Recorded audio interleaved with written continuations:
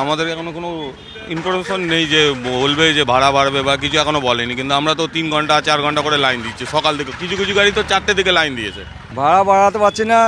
আমাদের over loading যদি একটা করে দিয়ে দেয় তাও মোটামুটি মেকআপ হয়ে যাবে।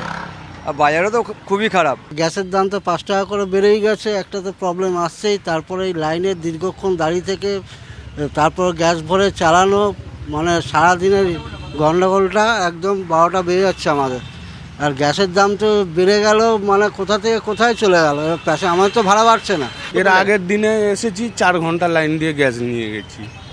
এরকম প্রত্যেক দিনই তো লাইন পড়ছে। তো গ্যাস ভরতে যদি এত সময় লাগে তাহলে ব্যবসা করবেন কখন? কখন চালাবো? আর ভাড়া তো ওই একই জায়গা আছে, ভাড়া তো আর বাড়াতে পারছি না। 4-5 দিন 6 দিন হয়ে গেল এরমভাবে রোজ 2 ঘন্টা 4 ঘন্টা করে গ্যাস সময় নষ্ট করে পরের গাড়ি চালাই আমরা। আমাদের মালিকের একটা বাচ্চিত আছে, বাচ্চিত দিয়ে রাত্রিবেলা বাজার হাটও এখন খারাপ।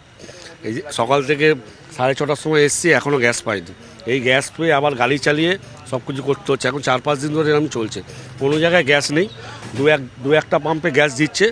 যদি 5000 গাড়ি থাকে তো 2টো পাম্পে থাকলে তো লাইন পড়বেই। তারা অটো চালিয়ে খায়, আমরা তো শিক্ষিত বেকার মানুষ, আমরা অটো বার করেছি, আমরা আমাদের পরিবারের উপরে নির্ভর করে। কিন্তু চাকরি বাকরি নেই, না সেন্ট্রাল না রাজ্যে, কোনো জায়গায় চাকরি বাকরি নেই। আমরা অটো চালিয়ে খাচ্ছি, সেখানেও আমাদের খেসারত দিতে হচ্ছে। আজ 3-4 দিন বলতে আমি গাড়ি চালাতে পারছি না গ্যাসের জন্য।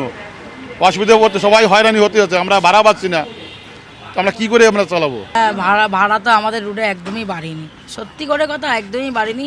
আর তারপরে যখনই লাইনে আসি 3-4 ঘন্টা লাইনে আসছি, তারপর ভাড়া কত খাটাবো, কত কি করব। গাড়ির তো ইএমআই চলছে, এটা তো সত্যি করে কথা খুবই সূচনা। মানে আমাদের রুট সেই বালিগঞ্জে, আর এখানে এসে ভরতে, বুঝতে পেরেছেন।